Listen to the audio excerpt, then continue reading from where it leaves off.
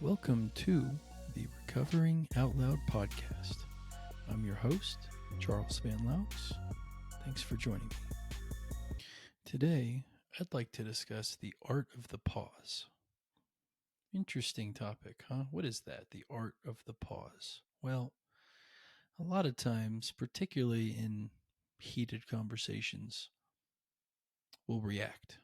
We just jump to a conclusion and react. That's where the pause comes in. The pause says, let me take a moment and let me think about each direction right now. If I make this choice and say this, it'll lead to this. If I make this choice and say that, it'll lead to that. The art of the pause is all about taking a moment and not just jumping in with our very first thought, our very first reaction, because typically it's an emotional response. Sometimes they don't come out exactly how we want, and we end up regretting what we say. So the next time you feel yourself in a heated conversation or starting to get angry, just pause for a moment. Breathe and allow yourself to make a logical response instead of an emotional one. And sometimes that pause can take a little bit longer, right? Maybe you return to the conversation in an hour, a day, a week, whatever it is. Just make sure that you've separated the emotional reaction from the logical thought that it is you'd like to convey. Thanks. Today, I'd like to address the stigma of addiction and being in recovery. I know a lot of people shy away from talking about addiction or recovery or any of that. That leaves us stuck, leaves us in the shadows, hiding still. I propose that we can recover out loud. What does that mean? Well, we can talk to people about our experiences. We can share our strength and our hope as well. You know, one great thing about peer coaching that I have found in my work with my clients is the ability to try multiple different approaches to recovery. So, what do I mean by that? Well, for me, I went to a treatment center, and when I got out, I did therapy and went to as many meetings as I could and lived with family members. And that was the mixture that initially was helpful for me, right? Now, just because I recovered that way doesn't mean that other people will recover the same way. So it's important to explore those things, right? It's important to see, what things in our life are holding us back, where those barriers are, how we can get around them. And I think that that's where the peer coaching work for me has been very impactful, for my clients as well, because a lot of times, they would never have thought to try X, Y, and Z, but that particular mixture was helpful for them. And I would say, if you imagine a house, right, we have the foundation of the house, which you can think of as our recovery, our immediate recovery from drugs and alcohol, right? So as soon as we are able to, get some time under our belt, right? Get some clean and sober time under our belt and not obsessively think over using, not continue to relapse, all that stuff. Our foundation of the house is solid, right? Once that's solid, we can start to build upon it, right? This comes back to the whole life approach that we were talking about with the 7 dimensions of wellness, right? So once we have that foundation, then we can examine different areas of our life and we can see, hey, my relationship, for example, is solid. Love my relationship. It's perfect. Nothing to work on there. Cool. Over here, what about work? What about school? Do I want to go back to school and earn a degree and do some different work?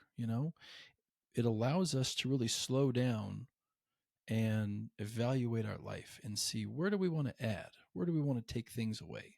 We don't just have to accept our life as, oh, well, this is just our life. That's kind of the beauty of recovery. It's a little bit like a reset button, because once we take back control over our own life and we are the ones in the driver's seat, not the substance, then we can see some real change. Then we can address these areas that may have in part helped to drive our addiction to begin with. This is for that person out there who is struggling. They've looked in that mirror, determined they don't like what's going on, and they're actively taking steps to do something about it. That is the most courageous thing you can do. It's the hardest, but so worth it. So worth it. So the next time you look in that mirror and you're beating yourself up, your negative self talk, your inner critic are all just going off. Remember, this is about progress, not perfection.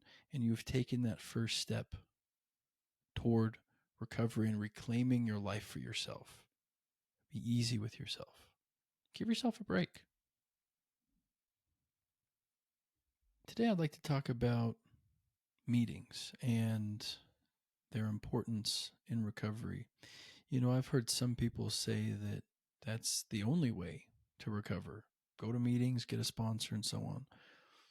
And I disagree with that. I think that there's a lot of different ways to recover because there are a lot of different people going through recovery, right? It's not a one size fits all kind of thing. But I do think that the experience in the rooms and also the community is really strong. So if you're going into recovery brand new, you've had to drop all your friends because they're still out partying and whatnot. Try the rooms, see if the messages in there resonate with you. It's one tool of many. All right. So if it doesn't resonate with you or you feel triggered or whatever the case is, that's okay. There's other fellowships that have different types of meetings. There's other tools that aren't even in rooms, like the meetings are. But give it a shot. I think that especially trying to talk to people after the meeting, or go get coffee with them or have dinner or whatever, I think it helps to bring a more human touch to it sometimes because, in my early recovery, I felt a little nervous sometimes walking into the rooms. I felt like I didn't really have anything to share. I was so early on. I didn't really. I mean, I remember sitting there thinking like, "Oh, I'm doing something weird with my mouth. People are going to judge me and blah blah blah," which is it's ridiculous. Every person in there is thinking about their problems, just like we all do in situations like that. You know, but it can be helpful to get out of ourselves too. So there's a lot of different helpful tools there. Like when I say get out of ourselves, I mean, if we're stuck in our own thoughts, our own problems, and all that stuff for a long time, we can go into a meeting and hear what other people have to say, right? We can experience empathy, right? We can care for people. We can share our stories with others who may need that at that time, you know? So I would say try not to just write it off. I would say try it, you know?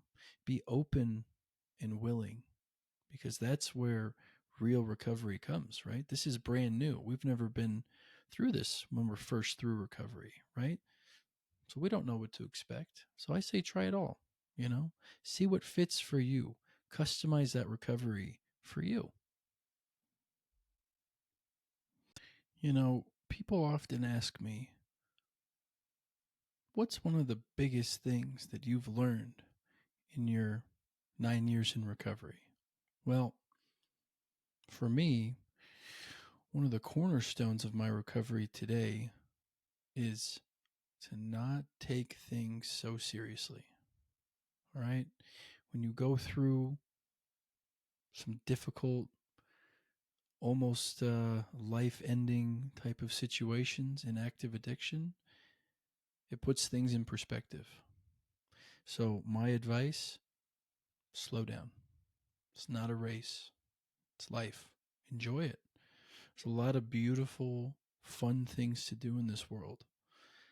and try to not take things so seriously. Try to just give yourself a break, slow down. I would say making sure to not take things too seriously. I definitely find that to be a cornerstone of my recovery today. Because when I take things too seriously, my inner critic comes in, and I start with all the negative self talk, and I beat myself up worse than anyone else ever could, you know? So I have to not take things so seriously sometimes. And sometimes it's easier said than done, but you got to start somewhere, you know? The next time something happens that would normally just infuriate you, try to just take a breath, right? Practice the art of the pause, like we talked about. Give yourself a second. Let that initial reaction get out of the way, and then just move along with life. At the end of the day, it's not the end of the world, you know? And that's not to downplay or minimize anything that anyone is feeling or going through, but it's to say that you will get through it, you know? There's always somebody here to listen. There's always somebody who cares. Even if you think that there isn't, I promise you there is. Matter of fact, you send a message to the show. I'll talk to you on the show. All right? We're always here. I also wanted to share this image with everyone. I'm happy to send this to anybody who writes and asks for it or posts a message on here. But this is all about no more suffering in silence. If you're having a hard time, you can't pick up that phone and call someone, just post this image, send it to somebody, just reach out in whatever way to let people know that you need to talk to somebody.